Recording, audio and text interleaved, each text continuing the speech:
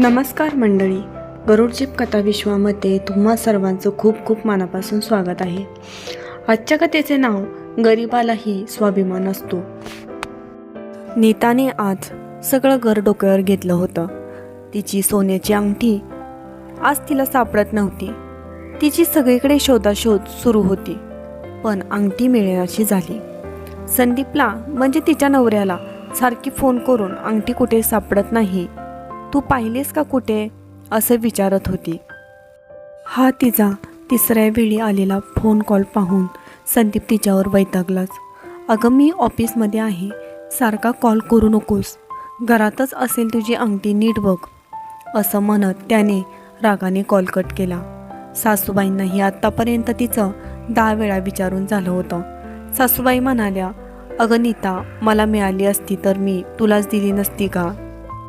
नीताला आता कोणालाही काही विचारता येत नव्हते, कारण सर्वांना सारखं विचारून तिने सर्वांचं डोकं खाल्लं होतं. नीताला आता राहून राहून वाटत होतं, लता मावशींनी तर चोरली नसेल अंगठी, पण म्हणायचं कसं, कारण त्या सासूबाईंच्या बहीण होत्या. तिच्या मनात मात्र त्यांच्याविषयी शंकेची पाल कुचकुचत होती. त्या परिस्थितीने गरीब होत्या म्हणून नीताला त्यांच्यावर शंका येत होती. तिने पुन्हा न राहून संदीपला कॉल केला. संदीपला वाटलं तिची अंगठी सापडली.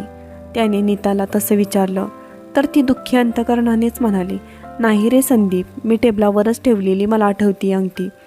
मला वाटतंय माझी अंगठी कोणीतरी चोरली आहे. संदीप, तुला कळतंय का काय बोलतेस तू ते. आई चोरणार की मी, बाबा तर बाहेर असतात कामामुळे. नीता, संदीप, मला तसं म्हणायचं नव्हतं.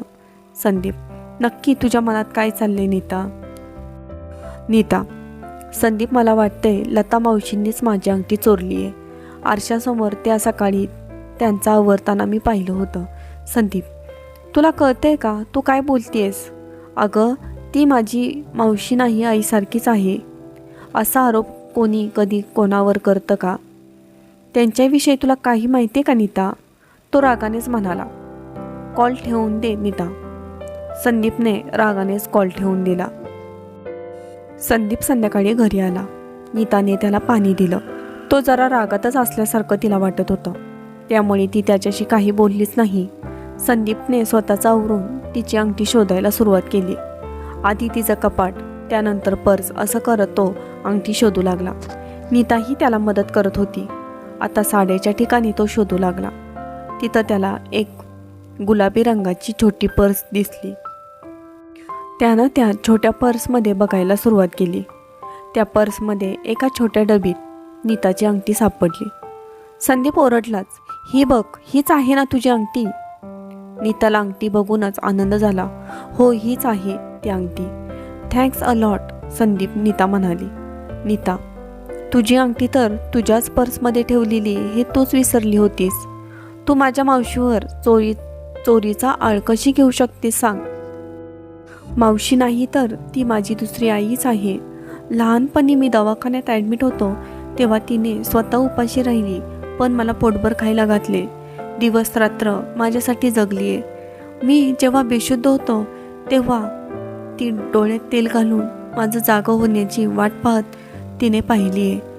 माझ्या बाबांची नोकरी गेली तेव्हा तिनेच आम्हाला तिची परिस्थिती नसताना आसरा दिला. तिच्या मुलांबरोबर माझाही तेवढाच लाड केला. गरीब असली तरी स्वाभिमानी आहे माझी मावशी. तिचे माझ्या कुटुंबावरचे उपकार कधीही न फेडता येणारेच आहेत. तू खूप चुकीचा आरोप केलास तिच्यावर. तिला जर समजलं तर ती दारात कधी पाऊल ठेवणार नाही. ती तुझ्यामुळे माझं मन नाराज झालं आज नीता. तोपर्यंत दार बाहेरून वाजलेलं दोघांनी ऐकलं. दोघंही शांत झाले. नीताने जाऊन दार उघडलं. मावशीच होती दारात. चल नीता, निघावं म्हणते. मावशी तिच्या गळ्यातच पडली. गुणाची आहे ग माझी पोर, अशी नीताला म्हणाली. संदीप, तिला त्रास देऊ नकोस हा, खूप समजदार, मन मिळावं आहे नीता, तिला चांगलं जप. संदीप, जायची कशाला घाई करतेस. मावशी, राहा ना अजून. अरे सण आलाय आता, सून मुलगा वाट बघतायत, पुन्हा नक्की येईन बाळा. हिरव्यागार साडीचा काष्टा, त्याबरोबर ठसठशीत कपाळावरील लाल कुंकू, उंच गोरी लता मावशी आणि साधी राहणीमान. असलं तरी स्वाभिमानी आयुष्य जगणारी होती. गावाकडंच अर्ध आयुष्य तिचं गेलं होतं, त्यामुळे शहरातील वातावरण तिला जास्त आवडतही नसे. संदीप मावशीच्या पाया पडला. त्या मागोमाग नीताही पाया पडली. नीताच्या डोळ्यात पाणी आलं होतं. नक्की मावशी चालले म्हणून की खोटे आरोप केलेला त्याच्या पश्चातापाचे होते हे तिलाही कळत नव्हतं. माणुसकी ही तुमचं राहणीमान, तुम्ही कमवता किती किंवा तुम्ही किती श्रीमंत आहात यावरून ठरत नाही, तर तुमचं लोकांशी व्यवहार, वागणं, बोलणं कसं आहे यावरून ठरतं.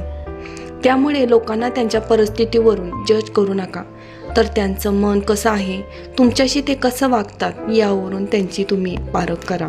त्यामुळे खरी नाती टिकली जातील. कृपया कथा आवडल्यास लाईक करा, शेअर करा, सबस्क्राईब करा. अशाच नवनवीन कथेबरोबर पुन्हा भेटत राहीन. Keep support, keep watching. धन्यवाद. जय हिंद, जय महाराष्ट्र.